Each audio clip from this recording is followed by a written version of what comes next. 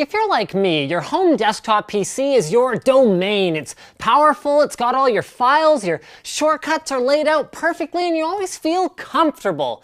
But then you have to take a trip out of town, space is at a premium, and you're forced to make a call. Do you bring your desktop or your 2-year-old? Well, as cute as your desktop may be, if you have a toddler, the odds are excellent that the person who carried it around for 9 months to make it will have some say in the matter. So out comes the laptop you haven't touched in the last 6 months. If you want to be connected in any way to the world, however unoptimized that experience might be. But is there a way that you could take that desktop experience with you? Well, yes, actually.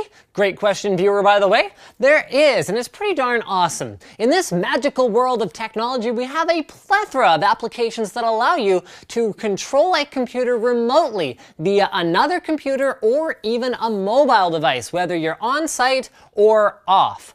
But what is the best application to use? Well, if you're using Windows, there's actually a built-in option for remote desktop called Remote Desktop Connection, though it's only available with professional-grade editions or higher, and the security isn't the greatest thing ever.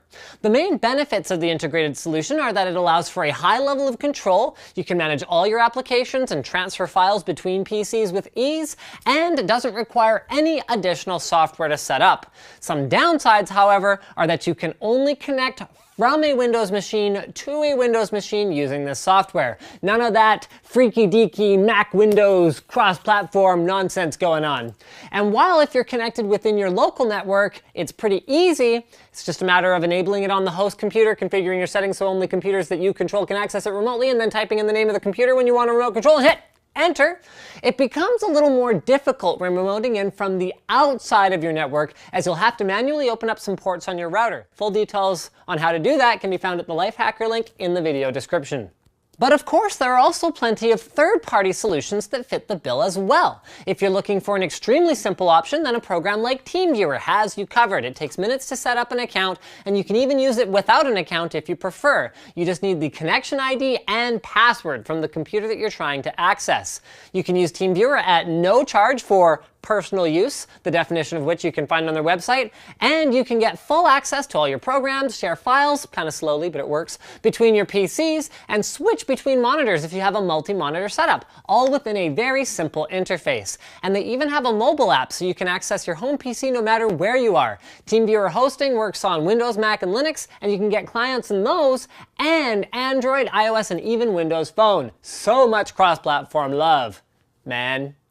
There are other cross-platform options too, like LogMeIn, although LogMeIn now charges a subscription fee even for personal use, which pretty much takes it out of the running for very casual users. And then there are a ton of awesome solutions for Linux, like Putty, but they all accomplish pretty much the same goal: accessing your home computer or your work computer from any other computer, allowing you to feel comfortable when surfing the web, creating a presentation, or doing whatever it is you want to do on a computer with only very short delays. Because yes, there's always a gotcha, isn't there? The quality of your streaming experience over the internet will be heavily dependent on your upload speed at your base station and download speed wherever your travels take you. With a great connection, I've been able to edit videos on a remote workstation, even play them back. But with a poor one, you can see delays as long as a second or more, making it quite difficult to enjoy.